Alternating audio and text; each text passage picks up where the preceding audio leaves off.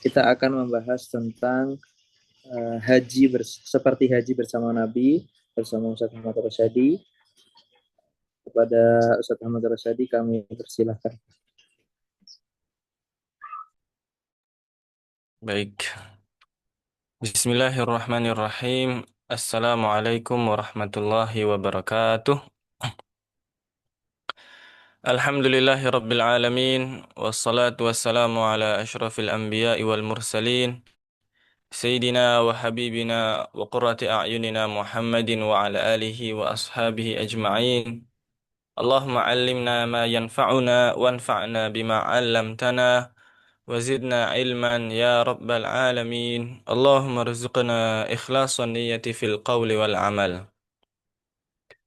Syukur kita panjatkan kehadirat Allah Subhanahu wa taala atas karunia dan rahmatnya. Allah masih berikan kita kesempatan untuk menghadiri kajian rutin kita tafsir Al-Qur'an Ailah, dan sekarang kita berada di bulan yang paling agung di antara bulan-bulan Allah Subhanahu wa taala, salah satu bulan yang paling agung yaitu bulan Zulhijjah. Lebih utamanya lagi kita sedang berada di 10 hari yang pertama.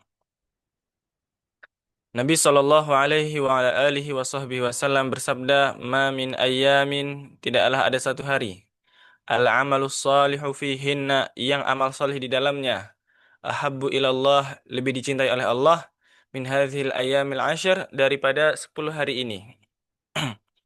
Maka segala amal solih yang dilaksanakan di 10 hari pertama ini, insya Allah nilainya jauh lebih besar, jauh lebih agung, jauh lebih dicintai oleh Allah Subhanahu wa taala daripada hari-hari yang lain. Semoga termasuk menuntutnya kita terhadap ilmu Al-Qur'an di 10 hari pertama bulan Zulhijjah ini menjadi salah satu wasilah Allah Subhanahu wa taala meridai dan memberkahi kehidupan kita. Amin.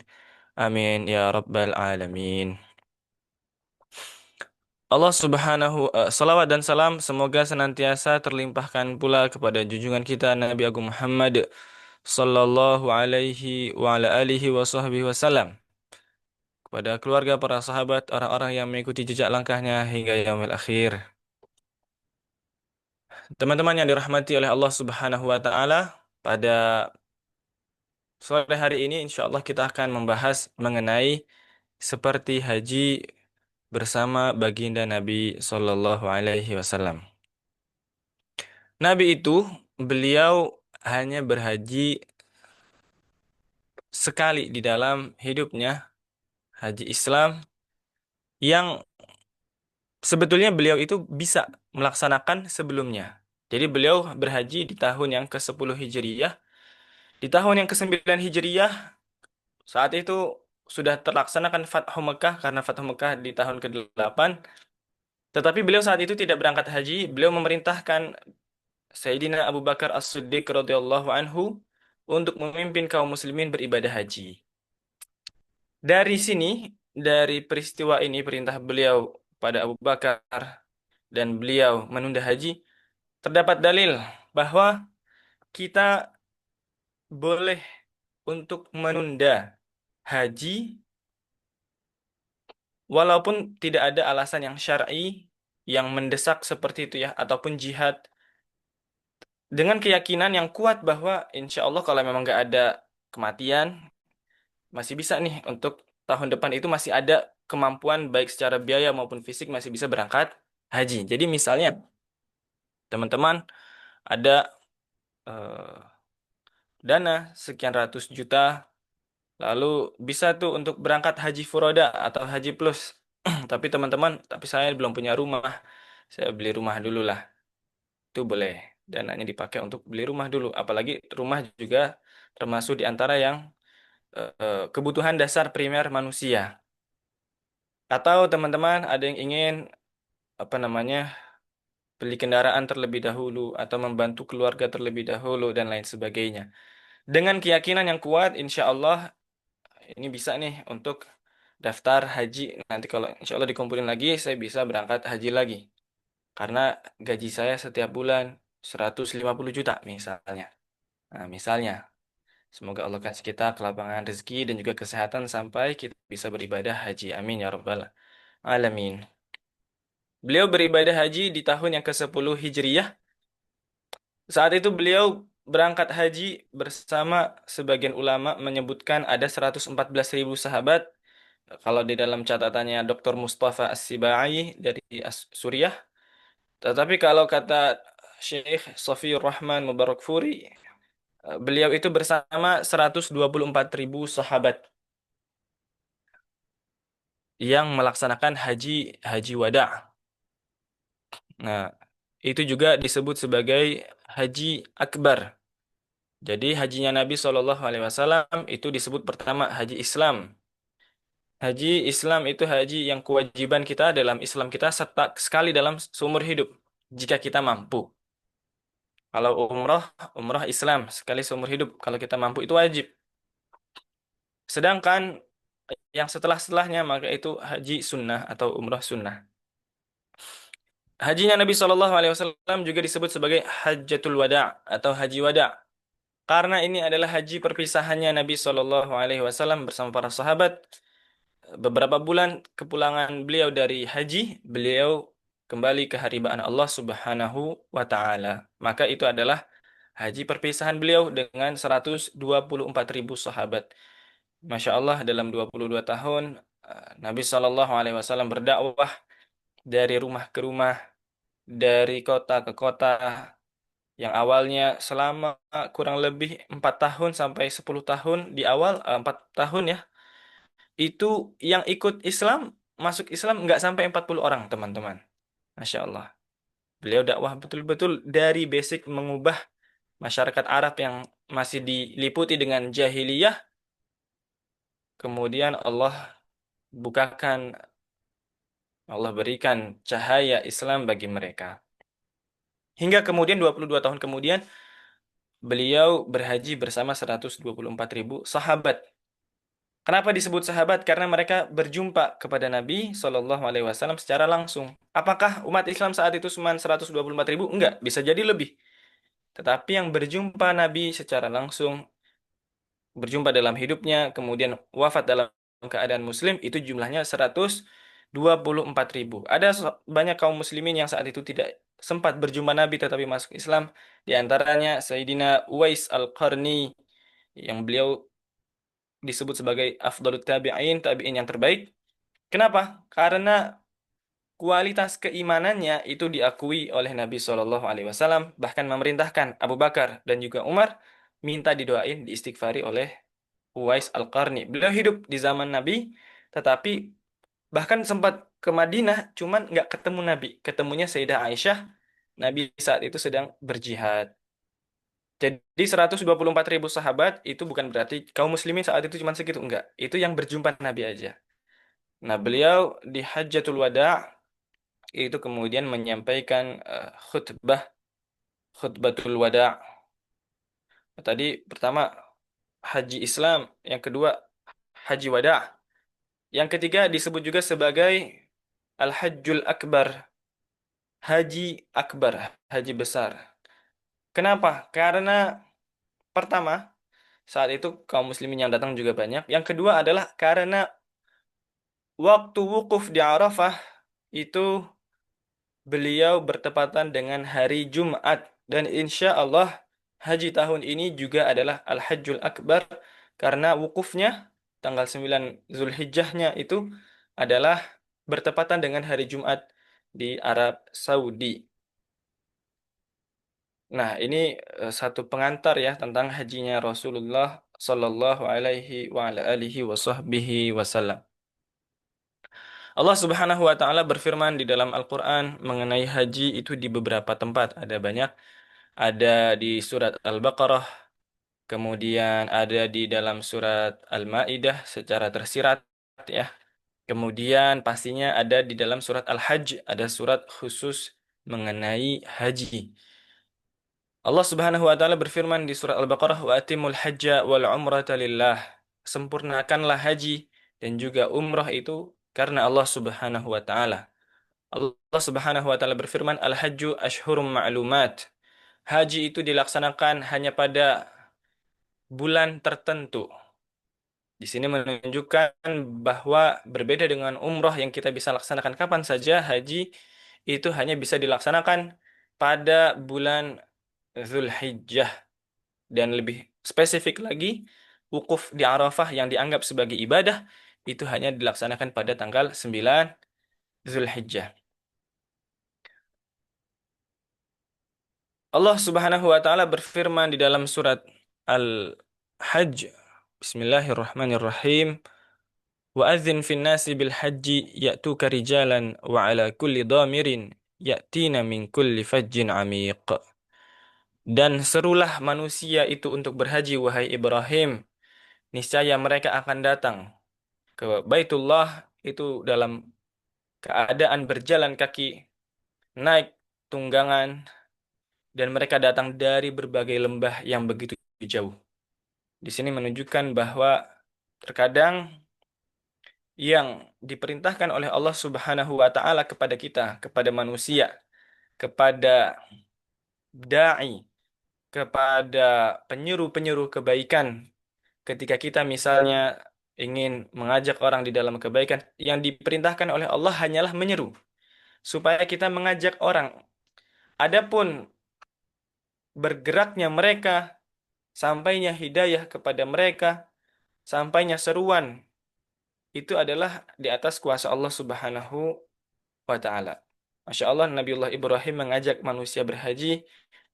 Ikhtiar beliau saat itu setelah menyempurnakan Ka'bah, menyempurnakan pondasi Ka'bah, beliau mengajak manusia untuk berhaji. Ternyata begitulah cara Allah Subhanahu wa taala. Kemudian sekarang berbondong-bondong manusia dari berbagai penjuru dunia mendatangi, menyambut panggilan dan juga ajakannya Nabiullah Ibrahim alaihi wa ala nabiyina afdhalus salatu wassalam. Hadirin yang dimuliakan oleh Allah Subhanahu wa taala, jika kita ingin melaksanakan haji, maka salah satu yang paling penting yang mesti kita miliki selain persiapan finansial adalah juga persiapan ilmu. Nah, ini yang terkadang sering dilewatkan oleh sebagian kaum muslimin. Fokusnya dalam mempersiapkan haji itu hanyalah uang, nabung, kemudian berbagai macam cara digunakan, tetapi kita melewatkan esensi daripada haji itu sendiri, yaitu ilmu, kemudian juga takwa. Betapa banyak Allah Subhanahu wa taala berangkatkan haji manusia ketika dia tidak memiliki harta, dengan panggilan-panggilannya yang luar biasa gitu ya. Terakhir ada jamaah haji dari Libya. Jamaah haji dari Libya ini beliau qadarullah ketika mau berangkat haji di tahun ini bersama rombongannya dari Libya, beliau itu kejebak macet atau kecelakaan seperti itu. Sehingga ketika beliau tiba di bandara, ternyata pesawatnya itu udah lepas landas, ketinggalan. Kata para petugas bandara, "Wahai Syekh, engkau sabar. Engkau belum bisa haji tahun ini. Insya Allah hajinya tahun depan." Maka kemudian beliau berkata, "Enggak, insya Allah saya akan berhaji tahun ini." Ternyata pesawat yang udah terbang itu ada kendala teknis. Jadi harus balik ke Libya lagi. Dan beliau masih di bandara itu nggak mau pulang. Pesawatnya balik, kemudian dibenerin sedikit karena mungkin kendalanya nggak begitu parah. Jadi kemudian tetap nggak dibolehin orang yang mau naik lagi. Kemudian berangkat lagi. Di keberangkatan yang kedua ternyata ada kendala teknis lagi. Harus pulang lagi. Dibenerin lagi. Kemudian ketika mau berangkat, kata si pilot, "Demi Allah saya tidak akan memberangkatkan pesawat ini kecuali saya membawa jamaah haji yang tertinggal itu." Ketika kemudian jamaah tadi yang tertinggal diberangkatkan, itu alhamdulillah perjalanan lancar sampai di tanah suci. Ya, Masya Allah. Begitulah cara Allah Subhanahu wa taala ketika sudah berkehendak untuk memanggil hambanya, maka akan datang dengan berbagai cara. Entah tadi dengan berjalan kaki kalau dalam ayat, ataupun naik tunggangan, atau bahkan tadi sampai ke ada satu rombongan pesawat itu nggak bisa berangkat kecuali bersama orang yang sudah Allah tetapkan untuk berangkat haji di tahun ini. Mengenai haji ini ada beberapa kisah ya. Di antaranya Imam Ibnu Sirin pernah didatangi oleh seseorang. Wahai Imam, saya bermimpi saya itu mengumandangkan azan. Maka kata Imam Ibnu Sirin, insya Allah sebentar lagi kamu akan berangkat haji. Lalu ada lagi orang datang, wahai Imam, saya ini bermimpi mengumandangkan azan. Kata Imam Ibnu Sirin, kamu akan ketahuan mencuri dan kamu akan dipotong tangannya. Lalu murid Imam Ibnu Sirin bingung. Loh, ini kok sama-sama mimpinya azan, tapi yang satu dia berangkat haji, yang satu akan dipotong tangannya karena dituduh mencuri. Kata Imam Ibnu Sirin, mimpinya boleh sama tetapi kondisi hati dan juga amalnya itu berbeda. Adapun orang yang pertama maka dia adalah orang yang soleh, orang yang sudah menyiapkan bekal takwa. Watazawwadu fa inna khairaz zadit taqwa. Berbekallah kamu dan sebaik-baik bekal adalah takwa. Bukan bekal terbaik adalah uang, bukan. Untuk berangkat haji, kita itu bekali diri dengan ketakwaan kepada Allah Subhanahu wa taala. Maka saya menafsirkan mimpinya dengan ayat wa'adzin finnas, dan serulah manusia, menyeru manusia. Ada kata-kata azan yang berkaitan dengan haji. Orang ini cocok karena ini konteksnya bagus. Adapun orang yang kedua, maka dia ini zahirnya itu bukan orang yang baik, bukan orang yang soleh. Dia meninggalkan kewajiban, dia melaksanakan yang dia haramkan, dan lain sebagainya. Maka ayat yang cocok untuk dia adalah fa'adzana mu'adzinun ayyatuhal 'iru innakum lasariqun. Maka di kisahnya Nabiullah Yusuf ada seorang penyeru. Konteksnya juga ayatnya tentang azan. Ada seorang penyeru yang memanggil kafilah itu sambil menyebut mereka, sesungguhnya kalian adalah pencuri. Nah, ini ayatnya cocok untuk dia. Maka ayat azan yang cocok untuk dia adalah ayat soal pencurian dan dia akan dituduh mencuri dan akan dipotong tangannya.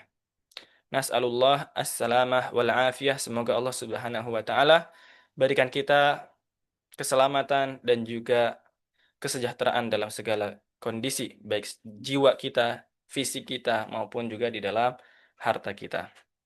Maka hadirin yang dimuliakan oleh Allah Subhanahu wa taala, yang paling kita utamakan dalam ketika kita ingin bisa berhaji bersama Nabi Shallallahu alaihi wasallam atau berhaji dipanggil oleh Allah Subhanahu wa taala adalah iman dan juga ilmu kita. Berbekallah dengan bekal yang baik, bekal ilmu, bekal takwa, bekal keimanan, bekal amal solih dan lain sebagainya. Adapun cara Allah Subhanahu wa taala memanggil, kita serahkan kepada Allah. Dan kalaupun misalnya ada hal-hal yang membuat kita belum sempat berangkat haji di dalam kehidupan kita, semoga kita termasuk di antara orang-orang yang dicatat memiliki niat, memiliki tekad untuk berangkat haji ke Baitullah. Amin. Ya Rabbal Alamin.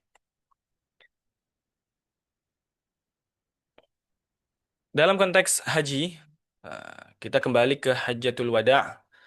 Allah Subhanahu wa taala berfirman di dalam surat Al-Maidah, Bismillahirrahmanirrahim. Al-yawma akmaltu lakum dinakum wa atmamtu alaikum ni'mati wa raditu lakumul Islam madina. Pada hari ini, yaitu pada haji wada', telah aku sempurnakan agamaku. Al-yawma akmaltu lakum dinakum, untuk kalian, agama kalian, wa atmamtu alaikum ni'mati, dan telah aku sempurnakan nikmatku padamu. Wa raditu lakumul Islam madina, dan telah aku ridhoi Islam sebagai agama. Konteksnya adalah ayat ini turun ketika Rasulullah Shallallahu alaihi wasallam telah menyampaikan khutbatul wada', telah menyampaikan khutbah perpisahan kepada para sahabatnya Nabi Shallallahu alaihi wasallam. Khutbah wada itu kurang lebih seperti ini. Ya ayyuhan nas, wahai sekalian manusia, isma'u qawli, dengarkanlah ucapanku ini. Fa inni la adri la'alli la alqakum ba'da ami hadha. Karena aku sesungguhnya tidak tahu apakah aku akan berjumpa lagi dengan kalian setelah tahun ini atau tidak. Fi mauqifi hadza abada. Di tempat ini selama-lamanya. Ayuhan nas, wahai sekalian manusia. Inna dima'akum wa amwalakum haramun alaikum. Sesungguhnya darah dan juga harta kalian haram atas kalian. Maksudnya harta dan juga jiwanya kaum muslimin itu haram bagi kaum muslim yang lain untuk direbut, untuk dizalimi. Ila antal rabbakum. Sampai kalian nanti berjumpa dengan Tuhan kalian. Kahurmati yaumikum hadza. Sebagaimana mulianya hari ini. Yaitu hari Jumat. Karena waktu itu Hajjul Akbar sedang wukuf di Arafah. Khutbahnya ini sedang saat di Arafah beliau. Maka biasanya nanti kaum muslimin ketika wukuf di Arafah, ada ulama-ulama, ustaz, alim, kiai yang menyampaikan khutbah. Karena sebetulnya basicnya di Arafah itu wukuf, diem aja, gak apa-apain. Mau baca Quran boleh, mau berzikir boleh, mau berdoa boleh, mau tidur boleh, mau ngapain aja boleh. Tetapi sebaiknya diisi dengan hal-hal yang diridhoi oleh Allah. Tawasau bil haqqi wa tawasau bis sabr. Saling menasihati, saling memberikan pesan. Nah, biasanya ulama-ulama melaksanakan khutbah itu mengikuti khutbahnya Nabi SAW dahulu di Hajjatul Wada. Ada khutbah yang disampaikan oleh biasanya tokoh dari resmi dari kerajaan Saudi, tetapi nanti juga biasanya di tenda-tenda ada khutbah-khutbah para ustadz-ustadz kita untuk jamaah haji di Indonesia. Teman-teman, nanti setelah ini untuk memunculkan kerinduan sambil kita berdoa semoga diundang ke Baitullah, bisa dicek di YouTube khutbah Arafah Ustadz Abdus Somad, Ustadz Salim Afillah, Ustadz siapa Agim dan lain sebagainya. Ka hurmati yaumikum hadza, sebagaimana mulianya hari ini yaitu hari Jumat. Fi syahrikum hadza, di bulan ini yaitu bulan Zulhijjah, bulan yang mulia juga. Wa fi baladikum hadza, dan di tempat ini yaitu di Mekkatul Mukarramah kemuliaannya. Jadi kemuliaan kaum muslimin, jiwa dan juga hartanya itu nggak kalah daripada kemuliaan hari Jumat, kemuliaan bulan Zulhijjah, dan juga kemuliaan Makkah Al-Mukarramah. Ala inna kulla syai'in min amril jahiliyah tahta qadami mawdu'. Segala suatu perkara dalam urusan jahiliyah kini telah dihapuskan. Darah-darah jahiliyah telah dihapuskan. Maksudnya kalau ada permasalahan dulu orang kalau ada masalah balas darah ya, darah dibalas darah. Dan itu kadang adalah dendam kesumat dari masa dulu gitu ya. Dulu orang tua kakek buyutnya dibunuh sama ini, nanti dibalas terus perang-perangan. Nah, ini dihapuskan. Wa inna riba ribana. Wa ribal jahiliyah maudhu'. Demikian pula riba jahiliyah dihapuskan. Dan yang paling pertama kali dihapuskan ribanya adalah riba Al-Abbas bin Abdul Muttalib, paman beliau sendiri. Jadi sebelum dihapuskannya, sebelum diharamkannya secara eh, total, itu bahkan masih Al-Abbas itu masih melaksanakan pinjaman riba. Dan mulai saat itu yang pertama kali dihapuskan, dibatalkan adalah riba pinjaman dari paman beliau sendiri. Jadi beliau memulai dari yang paling dekat. Yang pertama kali darah dihapuskan adalah Rabi'ah bin Al-Haris. Itu masih keluarga ataupun kerabat Nabi SAW yang disusukan oleh Bani Sa'ad. Disusukan Bani Sa'ad, kita ingat bahwa ibu susunya Nabi adalah Halimah As-Sa'diyah. Jadi beliau kekerabatannya adalah dari persusuan. Dan beliau artinya merelakan darah itu mulai hari ini nggak boleh ada tuntutan darah karena masalah jahiliyah. Kalaupun misalnya ada pembunuhan tanpa hak, maka diterapkan syariat Islam qisas. Dan riba yang pertama kali dihapuskan adalah ribanya Abbas bin Abdul Muttalib. Fattaqullaha fin nisa. Fattaqullaha fin nisa. Bertakwalah kepada Allah terhadap perempuan, terhadap istri kalian. Fa innakum akhadtumuhunna bi amanillah, karena kalian telah mengambil mereka dari keluarga mereka dengan amanah dari Allah Subhanahu wa taala, wastahlaltum furujahunna bi kalimatillah, dan kalian telah menghalalkan kemaluannya dengan kalimat Allah, walakum alaihinna alla yu'ti'na furusyakum ahadan takrahuna, dan kalian memiliki hak agar tidak ada yang memasuki rumah kalian. Hak kepada mereka maksudnya kewajiban istri, yaitu adalah menjaga rumahnya dari orang-orang yang tidak diizinkan oleh si suami. Fa'in fa'alna dzalik, kalau dia mengizinkan seseorang yang tidak kamu izinkan, fadribuhunna darban ghaira mubarrah atau ghaira mubarrih, maka pukullah mereka dengan pukulan yang tidak meninggalkan bekas.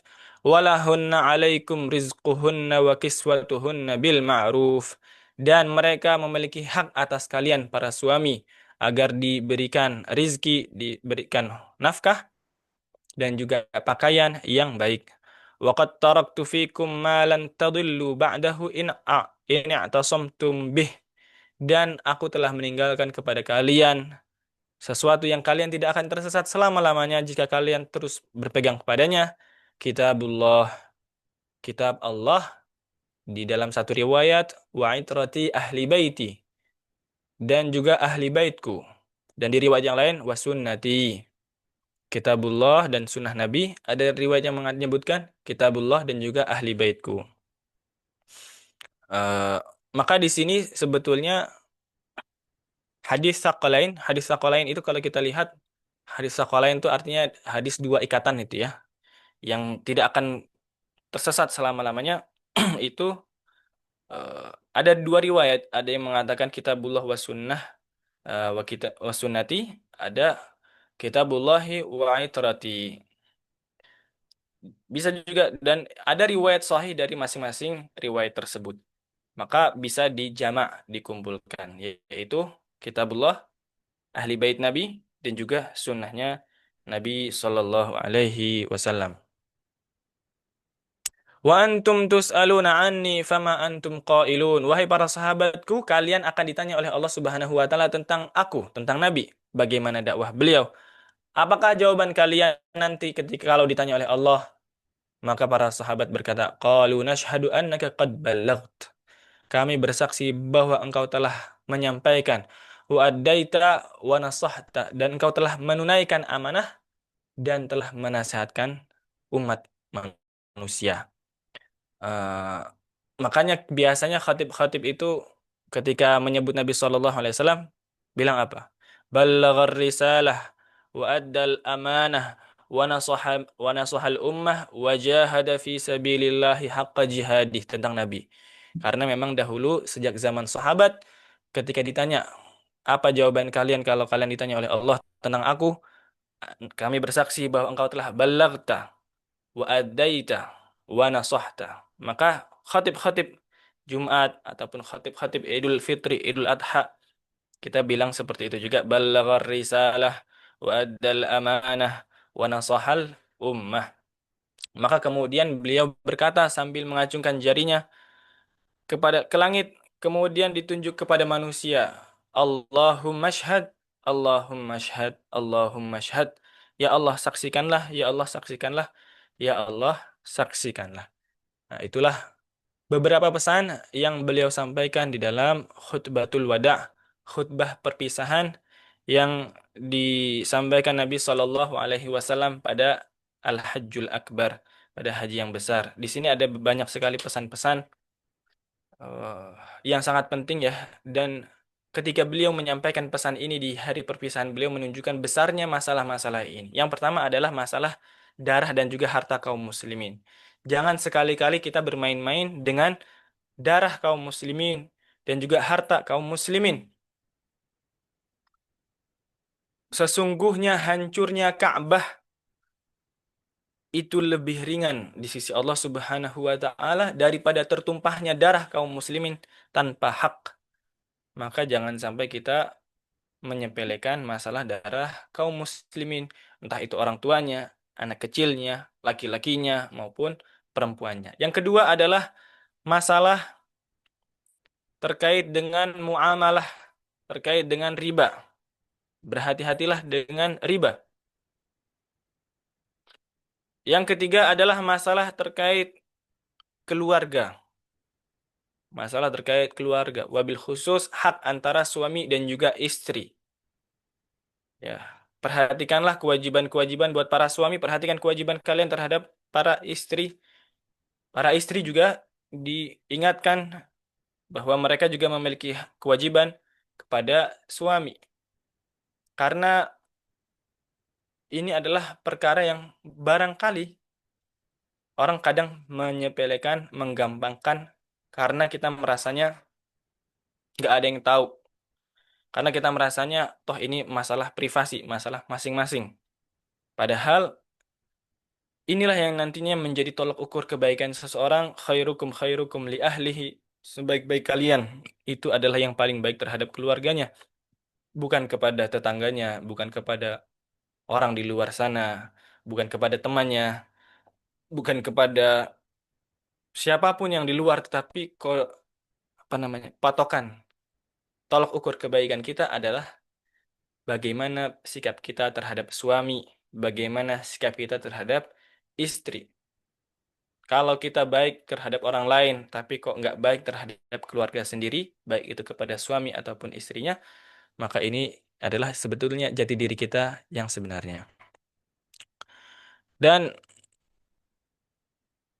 yang terakhir adalah terkait dengan pesan Nabi Shallallahu Alaihi Wasallam agar kita berpegang kepada Al-Quran dan juga As-Sunnah. Di dalam riwayat-riwayat yang lain disebutkan bahwa beliau juga berpesan tentang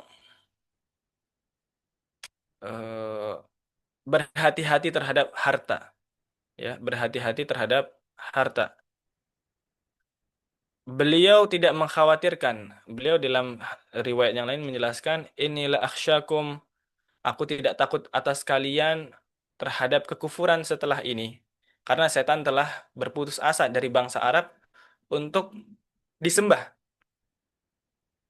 Akan tetapi yang aku takutkan kepada kalian adalah ketika dibukakan dunia kepada kalian. Lantas kalian saling berebut dan saling membunuh, saling menusuk satu sama lain. Dan inilah yang wallahu a'lam terjadi ya di beberapa negeri negeri Arab kita, di mana banyak sekali eh, pertikaian yang gak ada habisnya, misalnya di Yaman, kemudian di Sudan, di beberapa wilayah yang masih konflik, kemudian salah satunya juga di Palestina ya yang kita cintai. Ada sebagian pemimpin yang kemudian membiarkan hal itu terjadi padahal mereka memiliki amanah dari Allah Subhanahu wa taala atas apa yang mereka pimpin, dan salah satu sebabnya adalah al-wahn. Nabi Shallallahu alaihi wasallam menjelaskan ketika ditanya oleh Hudzaifah bin Al-Yaman tentang kondisi kaum muslimin, akan tiba suatu masa di mana kaum muslimin saat itu dicabik-cabik. Ia ibarat makanan yang dikudap diperebutkan oleh orang-orang yang makan di satu nampan. Huzaifah bertanya, wahai Rasulullah, apakah karena sedikitnya kami saat itu? Bal antum katsir. Saat itu kalian itu jumlahnya banyak. Ya, kita lihat kaum muslimin saat ini begitu banyak. Di Indonesia 300 juta atau sekitar segitu. Di Pakistan hampir 1 miliar. Kemudian di Timur Tengah banyak lagi, ratusan juta juga. Di berbagai negeri ada. Walakinnakum ghutsa'un ka ghutsa'is sail. Tetapi kalian itu seperti ibarat buih-buih yang ada di lautan. Tidak memiliki efek, justru kita malah ngikut ke sana kemari. Apa yang membuat kami seperti itu? Karena ada wahan. Wahan itu adalah hubbud dunya wa karahiyatul maut, cinta dunia dan juga membenci kematian.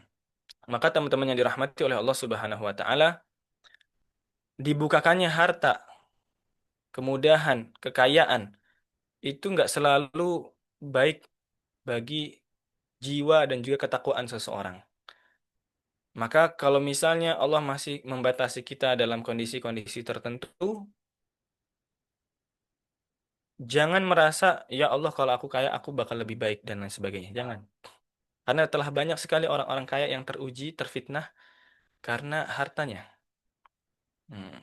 Maka jangan sampai kita merasa lebih tahu daripada Allah Subhanahu wa taala apa yang terbaik untuk diri kita. Ridholah dengan apa yang telah Allah tetapkan. Semoga itu juga bisa mendatangkan ridho dari Allah Subhanahu wa taala. Rasulullah nggak khawatir umatnya itu bakal nyembah beliau. Jadi makanya argumen kurang valid kalau ada yang mengatakan jangan terlalu berlebihan memuji Nabi.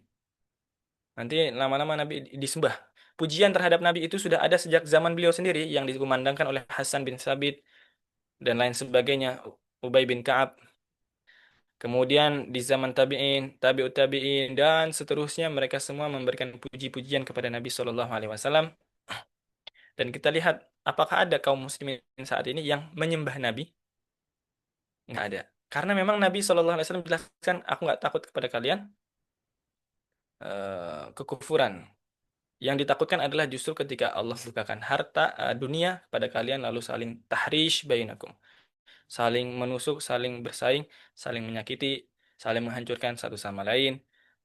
Maka sebagian sahabat atau Sa'ad bin Abi Waqqas itu beliau ketika ada fitnah di antara kaum muslimin, beliau memilih untuk pergi. Beliau memilih untuk pergi. Padahal beliau ini adalah tokoh besar. Kalau ibaratnya di catur perpolitikan di Indonesia ini kan ada tokoh-tokoh begitu banyak. Ketika ada perebutan, Sa'ad bin Abi Waqqas itu pergi.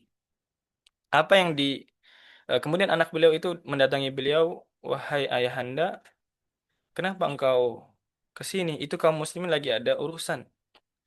Kata beliau radhiyallahu anhu, "Innallaha yuhibbu al-'abda at-taqiyyal ghaniyyal khafi." Sesungguhnya Allah mencintai hambanya yang at-taqi bertakwa pada Allah, al-ghani yang merasa cukup, al-khafi yang tersembunyi. Jadi beliau nggak pengen ikut-ikut apa yang terjadi di sana dan beliau lebih memilih untuk menyembunyikan diri. Semoga Allah Subhanahu wa taala karuniakan kepada kita keimanan, karuniakan kepada kita ilmu yang bermanfaat dan berikan kita bekal takwa karena ini adalah sebaik bekal. Semoga Allah Subhanahu wa taala karuniakan kita haji ke Baitullah dan Allah karuniakan kita juga haji yang mabrur. Kita doakan saudara-saudara kita yang berangkat haji pada tahun ini, wabil khusus guru kita bersama Ustadz Salim Afillah. Semoga Allah mudahkan perjalanannya, semoga Allah lancarkan urusan-urusannya, dan semoga Allah terima hajinya menjadi haji yang mabrur, membawa hadiah dari Allah Subhanahu wa taala berupa keimanan, berupa ketakwaan dan juga berupa keberkahan yang sampai juga kepada kita semua. Amin amin Allahumma amin. Wabillahi taufiq wal hidayah. Wassalamualaikum warahmatullahi wabarakatuh. Saya kembalikan ke Mas Adit untuk memandu tanya jawab. Waalaikumsalam warahmatullahi wabarakatuh. Jazakumullah khair pada sahabat Muhammad Rasyadi. Berikutnya silahkan bagi jamaah yang ingin bertanya bisa secara langsung atau melalui kolom chat yang ada di Zoom. Kami persilahkan.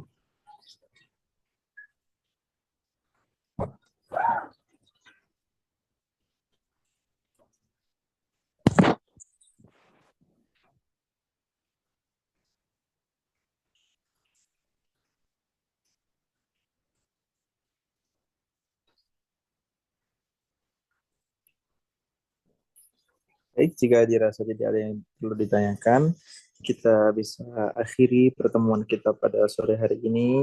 Kami ucapkan terima kasih kepada Ustaz Ahmad Rosyadi, juga kepada seluruh teman-teman yang hadir pada sore hari ini. Kita juga doakan kepada guru kita, Ustaz Salim Afillah, semoga perjalanannya dimudahkan, dilancarkan, diberi kesehatan selalu, dan menjadi haji yang mabrur. Kita tutup dengan kafaratul majlis. Subhanakallahumma bihamdika asyhadu an la ilaha illa anta astaghfiruka wa atubu ilaik. Kami undur diri, juga mohon maaf kepada seluruh yang hadir. Assalamualaikum warahmatullahi wabarakatuh.